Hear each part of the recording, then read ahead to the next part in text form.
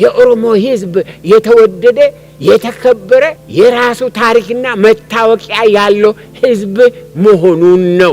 ይሄንን ማወቅ ይኖርበታል። እንዲህ የከበረ ታላቅ ህዝብ የኢሬቻን በዓል በማቀፍ እንዴት አድርጎ ይህን ኋላ ቀር የአምልኮ ልምምድ በታሪኩ አዲስ ምዕራፍ ይከፍትለታል? ይሄ ነው ጥያቄ። ይህ ለ21ኛው ክፍለ ዘመን አስተሳሰብና እርምጃ ጋር የማይሄድ ፍጹም አንገላታች የሆነ ስርዓት እንዴት ለአዲሱ ትውልድ ይቀርባል? የሚቀርበውስ በምን መልክ ነው? አስተዋዩ የኦሮሞ ህዝብ ግን የበዓሉን ዓላማ አዲስ አቅጣጫና ትርጉም በመስጠት ትልቅ ስራ የሚሰራበት ለአገር ጥቅም የሚውልበት ሊያደርገው ይችላል ብዬ ይገምታል። የኦሮሞ ክብር በኢሬቻ ውስጥ አይደለም። የኦሮሞ መታወቂያ በኢሬቻ አይደለም። የኦሮሞ ተቀባይነት በኢሬቻ አይደለም። በኢሬቻ ከማንም ጋር አንወዳደር። ይሄ የውድድራችን መንገድ አይደለም። የምንወዳደረው በሰላማችን፣ በፍቅራችን፣ በትምህርታችን፣ በአንድ ላይ በመኖር በአንድ ላይ መስራት፣ በመያያዝ፣ በመተቃቀፍ፣ በመደጋገፍ፣ በመከባበር መሆን ይኖርበታል። በርካሽ ነገር እኛ በርካሽ ነገር በርካሽ ቦታ በርካሽ መንገድ ክብርን ለራሳችንም ለልጆቻችንም ለታሪካችንም አንፈልግም። የሚያስፈልገው ወገኖቼ ከዚህ መንፈስና አቋም በንሳ ወደ እግዚአብሔር መመለስ ነው። ነገሩ የኦሮሞ ህዝብ ብቻ ሳይሆን የኢትዮጵያ ህዝብ በሙሉ ከዳር እስከ ዳር በእውነት ይፈታ ዘንድ በእውነት ይድን ዘንድ በእያንዳንዱ ጓዳ ያለው የባዕድ አምልኮ ዕቃዎችን የሰይጣን መሳሪያዎችን ከጓዳው ብቻ ሳይሆን ከልቡም ጠራርጎ ማውጣት ይኖርበታል። እውነቱን ልንገራችሁ የኢትዮጵያ ህዝብ የአእምሮ ደሃ የልብ በሽተኛ ነው። አዎ በአሁኑ ጊዜ በማየው በሚሰማው በሚደረገው በምድሪቷ የአእምሮ ድህነታችን እጅግ የከፋ ነው። ሰዎች ከሚያውቁት ሰዎች ከሚረዱት በላይ የከፋ ነው የአእምሮ ድህነታችን። ማድረግ የማይገባንን ስናደርግ፣ መናገር የማይገባንን ስንናገር፣ መሆን የማይገባንን ስንሆን ምን ይባላል? የአእምሮ በሽተኞች ከማለት ምን ይባላል? የአእምሮ ድሆች የልብ በሽተኞች ከማለት ምን ይባላል? ማስተዋል የሌለው ሰው የተሰጠው መልካም ነገር መልካም ነው ማለት የማይችል ከሆነ በሽተኛ ከመሆኑ ነው ከማለት ምን ይባላል? ትንቢተ ኢዩኤል ምዕራፍ 2 ቁጥር 13 ላይ ልባችሁን እንጂ ልብሳችሁን አትቅደዱ ይላል። አምላካችሁም እግዚአብሔር ቸርና መሐሪ፣ ቁጣው የዘገየ ምሕረቱ የበዛ ለክፋትም የተጸጸተ ነውና ወደ እርሱ ተመለሱ ይላል። ወደ እግዚአብሔር መመለስ ብቻ ነው የሚያዋጣን ህዝብ። አዎ እንደ አንድ ህዝብ ከግራ ከቀኝ በመበላላት በክልል እየተከፋፈል እኔና እናንተ አገሪቷን ልንታደግ አንችልም። ህዝብ ልንሆን አንችልም። በጥላቻ በዘረኝነት በክልል በብሔር ፖለቲካ እየተከፋፈል እንዴት አንድ አገር ጠንካራ አገር የታወቀ አገር የከበረ አገር ልንመራ ሊኖረን ይችላል? ወገኖቼ ወደ እግዚአብሔር መመለስ ያስፈልጋል። ወደ እግዚአብሔር እንመለስ፣ እሱ ይፈውሰናል። በምድር ላይ በባህላዊና በጥንቱ ልምምድ በስተኋላ ምንም ጥያቄ የሌለው አስፈሪ የመናፍስት አሰራር የሰይጣን አሰራር አለ። የሚፈሩበትም ሰዎች ምክንያት ስላላቸው ነው። የበዓሉ መንፈስ ከተጠናወታቸው በቀላሉ መፍትሄ የማያገኙ ስለሆነ ከፍርሃት የተነሳ የሚያደርጉት ነው። የኢሬቻን በዓል በደንበኛ ዝግጅት ካላከበሩ የሚቀሰፉ የሚመስላቸው በምድሪቷ ሞልተዋል። የገዛ ቤተሰብ የኔ ቤተሰብ የቶለሳ ጉዲና ቤተሰብ ለዚህ ቀሳፊ አጋንንት ውሸት ሰለባ ስለነበረ በደንብ አውቀዋለሁ። ማንም አታውቀውም ሊለኛ አይችልም። በእርግጥም ሁሉን ነገር በተጠየቀው መሰረት ካላደረጉ ኑሯቸውን ጤናቸውን የሚያደበላልቅ አጋንንታዊ መንፈስ አለ። በአደባባይ ጨዋ ስርዓት ያለው የሚመስል አከባበር ይመስላል። ወደ ቤት ሲመለሱ በጓዳቸው የሚጠብቃቸው ግን ሲኦል ነው። የሲኦል ሲኦል ነው። የጥላቻ ጥላቻ ነው። የፍርሃት ፍርሃት ነው። የቅዠት ቅዠት ነው። ይህ እውነት መሆኑን ከአምናው ምስክርነቴ በኋላ ትላልቅ ሰዎች በቤታቸው የነበረውን ጉድ እኔ ካጋለጥኩትም የከፋ እንደሆነ መስክረውልኛል።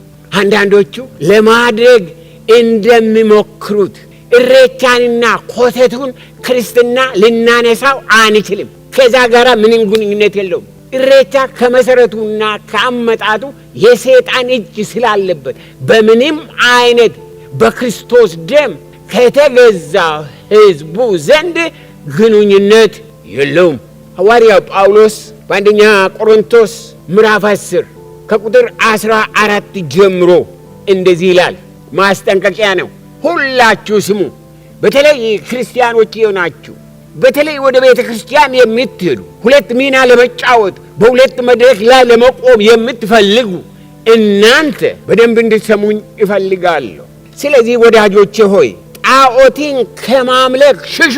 ሽሹ ነው የምለው። ጸልዩ አይልም፣ ምንም አድርጉ አይልም። ሽሹ ነው የምለው። ከጣዖት ሽሹ። ልባሞች እንደመሆናችሁ እላለሁ በምለው ነገር እናንተ ፍረዱ። የምንባርከው የበረከት ጽዋ ከክርስቶስ ደም ጋር ህብረት ያለው አይደለምን? የምንቆርሰው እንጀራ ከክርስቶስ ጋር ህብረት ያለው አይደለምን? አንድ እንጀራ ስለሆነ እኛ ብዙዎች ስንሆን አንድ ሥጋ ነን። ሁላችን ያን አንዱን እንጀራ እንካፈላለንና በሥጋ የሆነውን እስራኤል ተመልከቱ። መስዋዕቱን የሚበሉ የመሠዊያ ማኅበርተኞች አይደሉምን? እንግዲህ ምን እላለሁ? ለጣዖት የተሰዋ ምናምን ነውን? ነው እላለሁን? ወይስ ጣዖት ምናምን እንዲሆን እላለሁን? አይደለም። ነገር ግን አሕዛብ የሚሰዉት ለአጋንንት እንዲሆን እንጂ ለእግዚአብሔር እንዳይሰዉ እላለሁ። የሚሰዉት ለአጋንንት፣ የሚያደርጉት ለአጋንንት ነው እንጂ ለሌላ ነገር አይደለም። ከአጋንንትም ጋር ማኅበርተኞች እንድትሆኑ አልወድም። የጌታን ጽዋና የአጋንንትን ጽዋ ልትጠጡ አትችሉ። ከጌታ ማዕድና ከአጋንንት ማዕድ ልትካፈሉ አትችሉ። ወይስ ጌታን እናስቀናውን? እኛስ ከእርሱ ይልቅ እንበረታለን?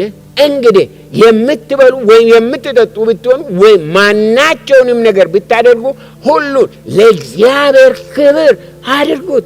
እግዚአብሔር በሚከበርበት በእግዚአብሔር መንገድ፣ በእግዚአብሔር ቦታ፣ በእግዚአብሔር ጊዜ አድርጉት። እኔ ደግሞ ብዙዎች ይድኑ ዘንድ ለጥቅማቸው እንጂ የራሴን ጥቅም ሳልፈልግ በሁሉ ነገር ሰውን ሁሉ ደስ እንደማሰኝ ለአይሁድም ለግሪክም ሰዎች ለእግዚአብሔር ቤተ ክርስቲያን ማሰናከያ አትሁኑ። እንግዲህ እንደሚባለው የምስጋና በዓል ማክበር ከተፈለገ ጤናማና ሁሉም የመካፈልበት እውነተኛ የምስጋና በዓል ይሆን ዘንድ መደረግ ያለባቸው ነገሮች አሉ።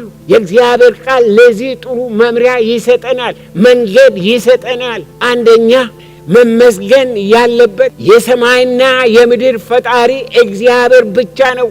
ይህ እግዚአብሔር በስሙና በሥራው የምታወቅ የአብርሃም የይስሐቅ የያዕቆብ አምላክ በዚህ በመጨረሻ ዘመን በአንድያ ልጁ በጌታ በኢየሱስ ክርስቶስ የተገለጠና የተናገረን አምላክ ነው። አምላክ ነው።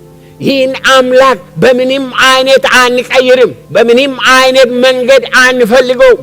ይህ አምላክ ራሱን የቻለ እኔንና እናንተን ይህንን ሰማይና ምድርን የፈጠረ ዩኒቨርስን የፈጠረ አምላክ ነው። ይህንን አምላክ እኔና እናንተ በምንም ልንተካው አንችልም። በባህላችን ልንተካ አንችልም። በአፍ ተረት ልንተካ አንችልም። ከአባቶች መጣ ከዛ መጣ በሚባል ነገር ልንተካው አንችልም። ሰው እግዚአብሔር ነውና በኦሪት ዘጸአት ምዕራፍ 22 ቁጥር 20 ላይ ከእግዚአብሔር በቀር ለአንዳች አምላክ የሚሰዋ ፈጽሞ ይጥፋ ይላል። የሚያስፈራ አይደለም? ከእግዚአብሔር ሌላ ለአንዳች የሚሰዋ ምን የሚሰዋ?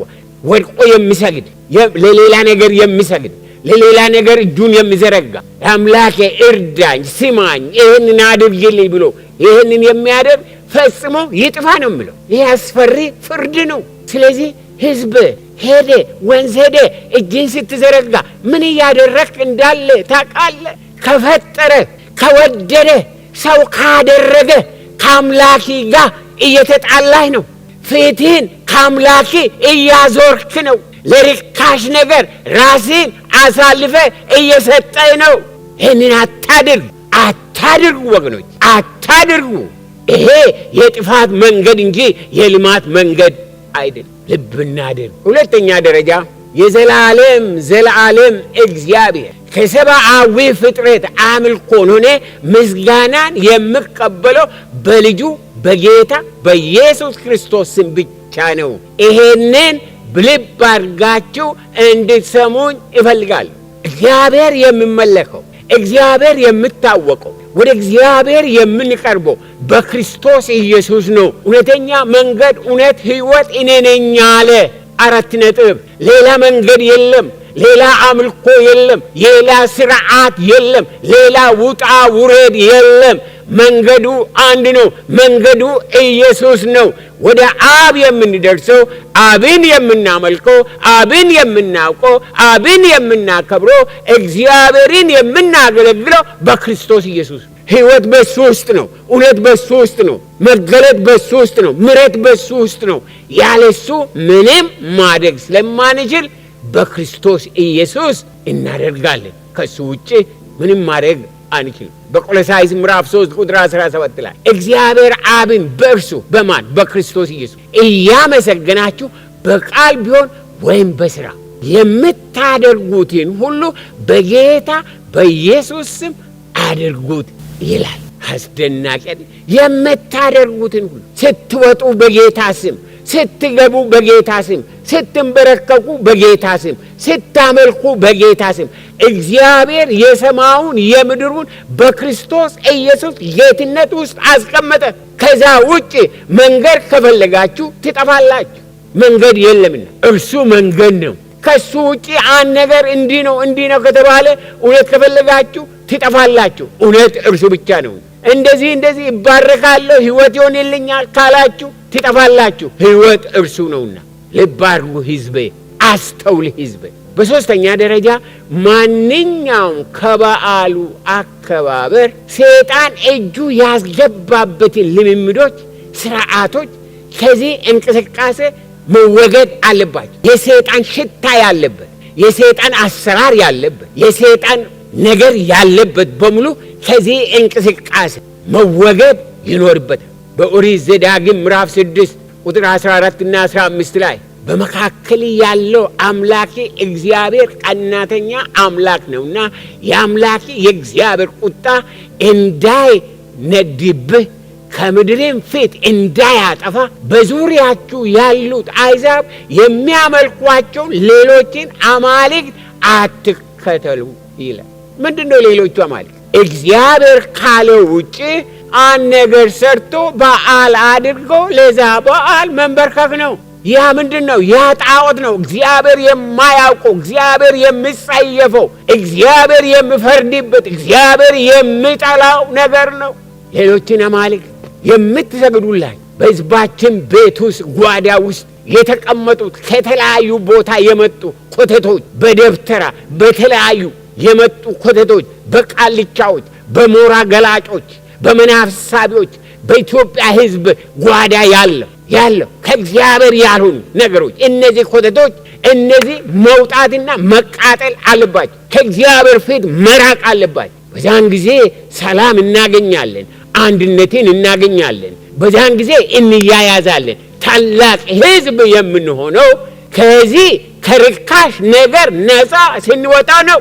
ሕዝብ አስተውል፣ ሕዝብ አስተውል። በአራተኛ ደረጃ የምስጋናን በዓል ስናዘጋጅ አስቀድሞ መሆን የሚገባ እግዚአብሔር የሚጸየፋቸውን ትዕቢት፣ ጥላቻን፣ ዘረኝነትን፣ ንቀትን፣ ያለ እኔ ባይነትን በንስሐ ማስወገድ ተገቢ ነው።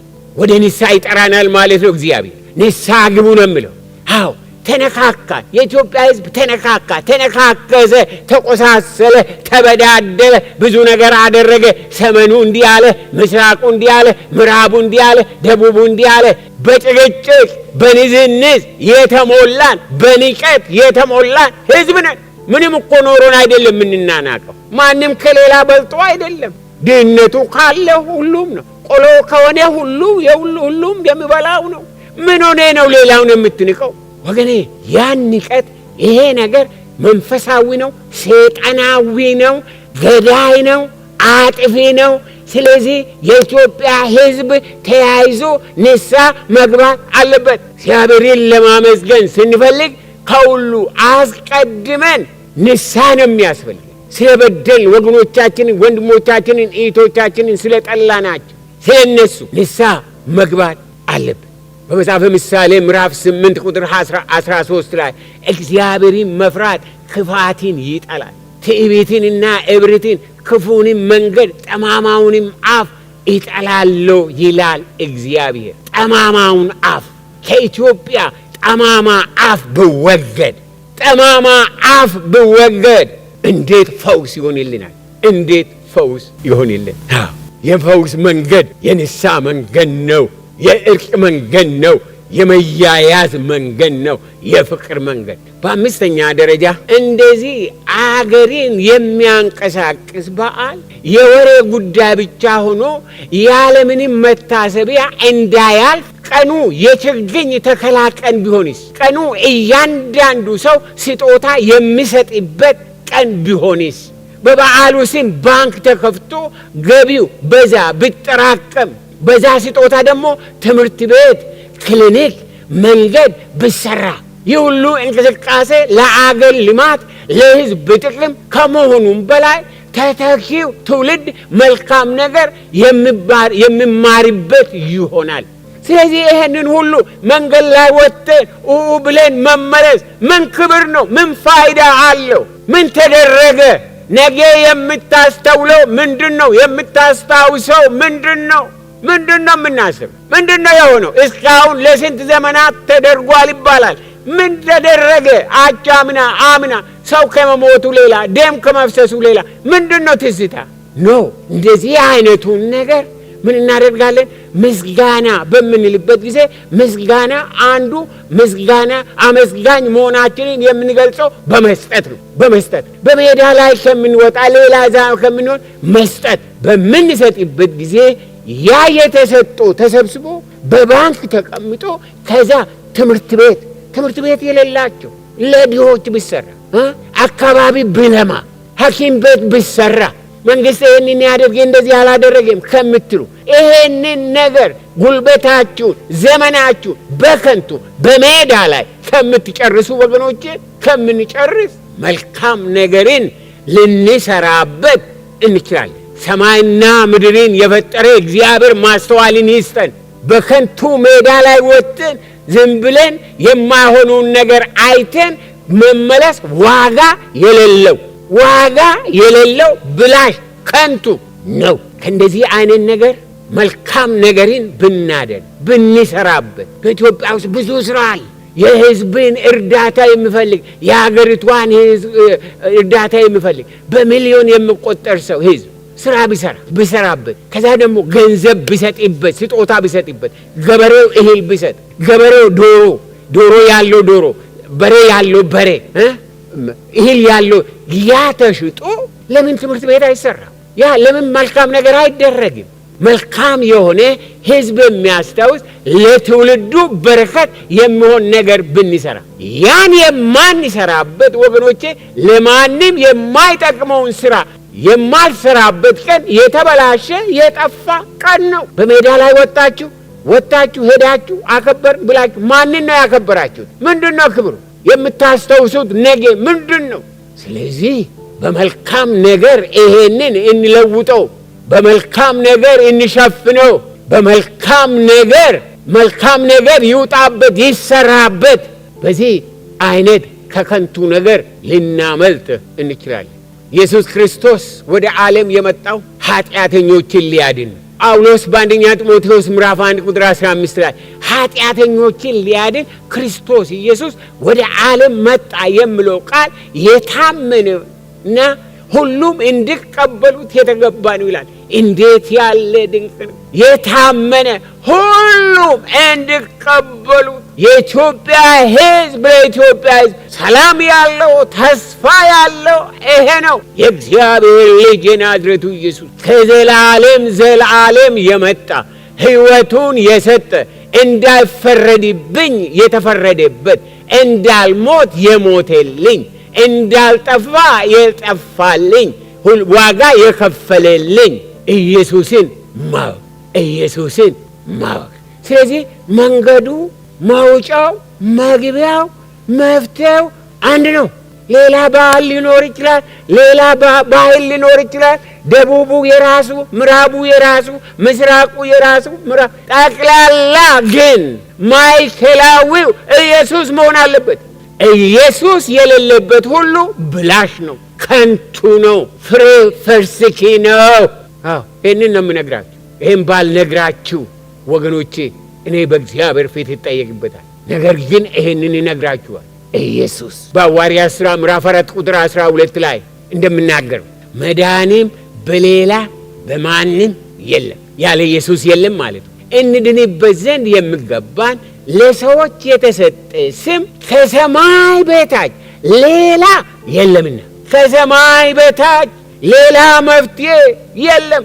ያለ ኢየሱስ መፍትሄ የለም። ያለ ኢየሱስ መንገድ የለም። ያለ ኢየሱስ ሰላም የለም። ያለ ኢየሱስ ስጦታ የለም። ያለ ኢየሱስ ጤና የለም። ያለ ኢየሱስ እርቅ የለም። ያለ ኢየሱስ እድገት የለም። ከሰማይ በታች ለሰው ልጅ የተሰጠው ሌላ የለም። ኢየሱስ ብቻ፣ ኢየሱስ ብቻ።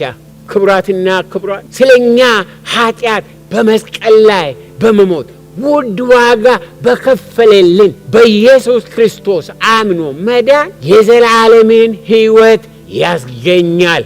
ከአብ ጋር ለዘላለም ያስታርቀናል። የእግዚአብሔር ልጆች ያደርገናል። ከእስራት ነፃ ያወጣናል። ከሞት ፍርሃት ነፃ ያደርገናል። ከጣዖታት ፍርሃት ነፃ ያወጣናል። ዓለም ሊሰጠን የማይችለውን ሰላም፣ ዓለም ሊሰጠን የማይችለውን እርጋታ ይሰጠናል።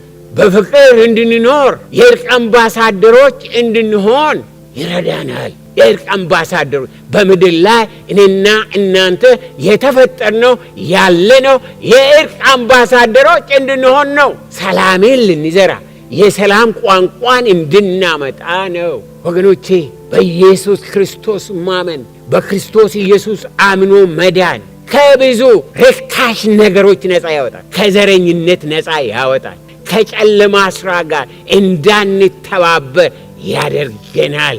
የፍቅር ሰዎች፣ የምሕረት ሰዎች፣ የፍሬ ሰዎች ያደርገናል። ኢየሱስ ክርስቶስ የሰማይና የምድር ንጉሥ የሆነው እግዚአብሔር በጌታ በኢየሱስ ክርስቶስ ማስተዋልን ይስጠን። አሜን። ይስጠን፣ ማስተዋልን ይስጠን፣ ሕይወቱን ይስጠን፣ ምሕረቱን ያሳየን። ይህንን መልእክት ስንሰማ ዝም ብለን እንዳናልፎ እግዚአብሔር ይርዳን። ብርሃኑ ይብራልን። ምሕረትን እንድንቀበል እግዚአብሔር በምሕረቱ ይገናኘን። ቃሉ ያግኘን፣ መንፈሱ ያግኘን፣ እውነቱ ያግኘን። ከዓለም ትርክ ምርክ ነገር ሁሉ ነፃ ያውጣል። ወገኖቼ እግዚአብሔር ማስተዋልን ይስጥ። ኢትዮጵያን በመለኮታዊ ኃይሉ እግዚአብሔር ይጠብቃል። እናንተንም ይጠብቃችሁ። ሕይወታችሁን ይጠብቅ፣ ዘመናችሁን ይጠብቅ፣ ትዳራችሁን ይጠብቅ። በጤና ተጠበቁ። አእምሯችሁ የተፈወሰ፣ ልባችሁ የተፈወሰ፣ ለጌታ ለኢየሱስ ክርስቶስ የተከፈታችሁ ሁኑ። በማንኛውም በዓል በማንኛውም እናከብራለን ብላችሁ ያ ጠላት እንዳይነድፋችሁ፣ እንዳይነክሳችሁ፣ እንዳያጠፋችሁ ተጠንቀቁ። የክርስቶስ ኢየሱስ ደም ይጠብቃችሁ። የክርስቶስ ኢየሱስን ደም በምድርቷ ላይ ይረጫል።